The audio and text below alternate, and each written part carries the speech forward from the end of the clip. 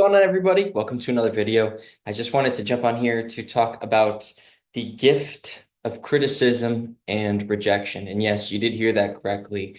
Most of us have this preconceived notion or this notion that criticism and or rejection is a bad thing, and it very well could be. I'm not saying that you don't have moments where it feels like that. I do want to take this time, though, in looking at it from a different lens, and that lens is as a gift. It is a gift that is given to us in our life. And when it's only a gift, when we can really get to the bottom of understanding that it is our job, it is our duty for our well-being to be able to discern what comes in, what we let in, rather, and then what we let affect us, right? It's this controlling of our emotions. And where criticism can be very, very helpful is when we know that it's constructive or we can recognize a constructive criticism, right?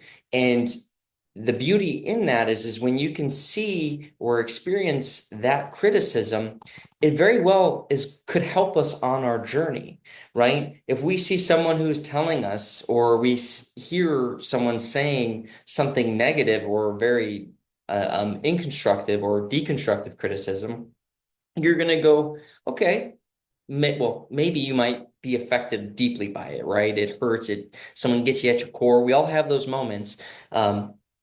But being able to open it with the lens of a gift of going, okay, if this isn't going to be a constructive criticism, it doesn't really fit me. I don't really need to hear this, or I'm not going to let you puncture this boundary that I want to create with people in others, situations, right?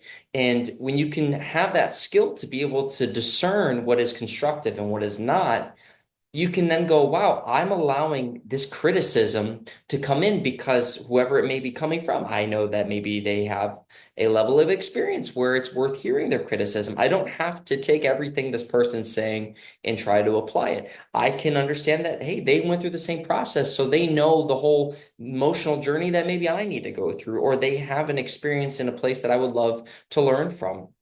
And it's good to take that information in. And this could be in a job, it can be in relationships, it can be in self-growth, it can be in so many different fields. And that opportunity that we get to create for ourselves, if we choose to, again, it's always a choice, is going, all right, I get to now pay attention to what is constructive and what is not. And if we take that a step further, it's not just what other people are saying, it's the voices for ourselves, right?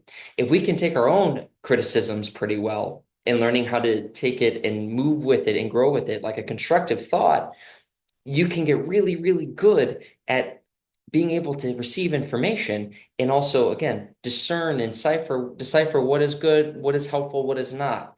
In my world and what I do outside of training, I'm getting a lot of criticism all the time. And it's not a bad thing. I'm not even a victim. Like, I actually embrace the constructive criticism. And if it's not constructive, you know what? It's not worth my time. And I've noticed in my own life when I've given myself the permission to discern what is constructive and what is not, I've been able to grow in whatever it is I'm doing, whether it's writing, whether it's my training, whether it's my own health and wellness, it's my relationships with my family, my friends. It's such a great opportunity, and it allows a lot of us that have done it, like myself, allows you to know to not get so caught up in the emotion of it. And that's what's really hard, because a lot of us think of criticism as a bad thing and that we're not enough. Then all those voices in our head start to go off, or we start to find ourselves believing things that just aren't even true in the moment. But it's because of our relationship with criticism. So if we can look at it as a gift, as a blessing, and knowing that we have to then discern, okay, is this constructive or is this not?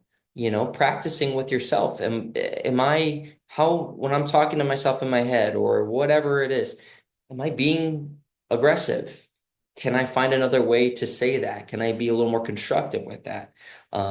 See how that goes. Because it is a tool in our toolbox that is going to help us in this longevity, because we're going to hit roadblocks, we're going to hit obstacles, we're going to feel like we're plateauing at times in our health and wellness, or it's just your mind's going to start to have to deal with these criticisms, whether it's with yourself or somebody else, right? And then if we're always just pushing it away and ignoring it or blaming it, we're never getting to the root of what needs to be addressed, right? So we're not receiving criticism, we're not receiving information, we're not receiving things that could be very helpful to our health and wellness.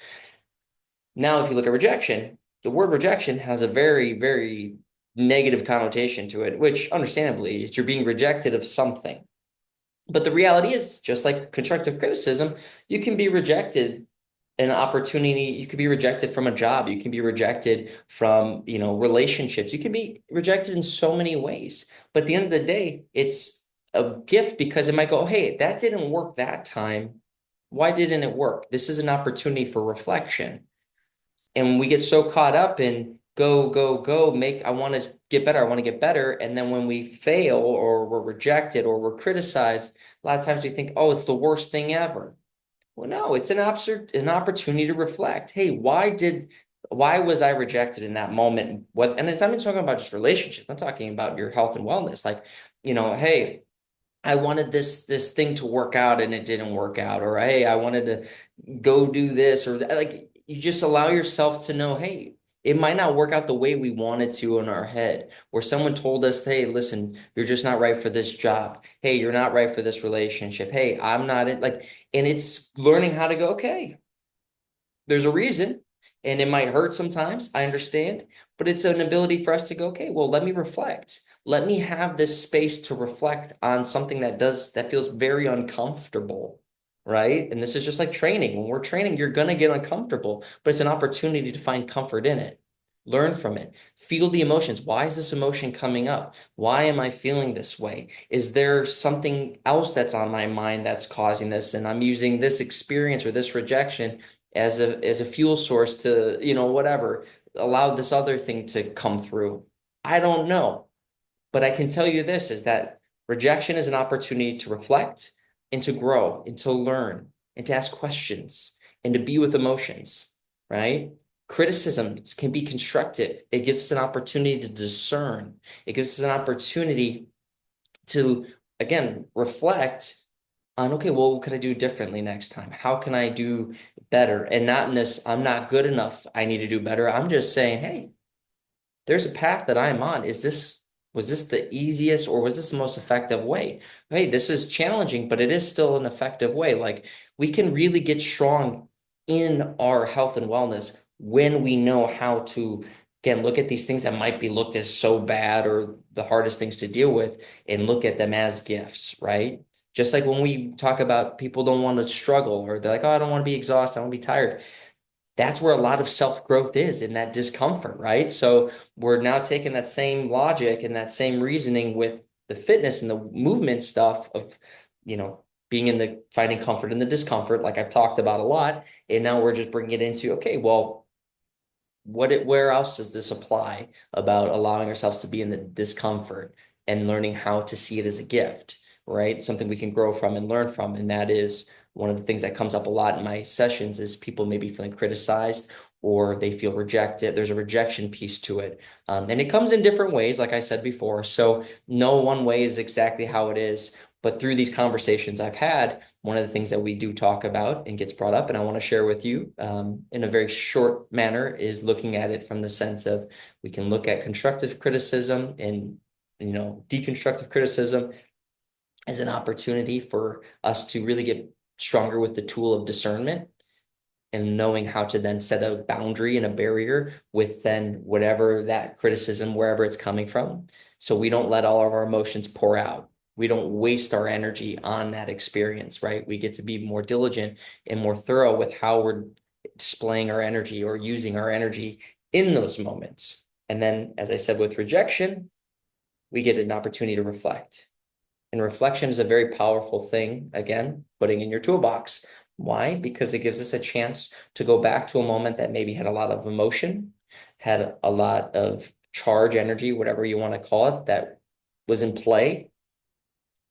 And it allows us to now get the emotion that was there out of the equation because now we've calmed down, we've breathed into it and go, all right, why was that emotion there? How can I handle that differently? Did I handle it a great way? And it's just a great self-growth tool that we all need to work on. And I'm no different. But when you do get a chance to practice it, and you get really good at it, now we aren't going to be too swayed from our path of health and wellness when these criticisms come in, when rejection comes in from other people and ourselves. So I hope this video helps. Again, just a quick one. We dive deeper into all of this at newbiologyclinic.com. So I hope to see you all there. And on that, have a lovely rest of your day and enjoy your week. Bye, everyone.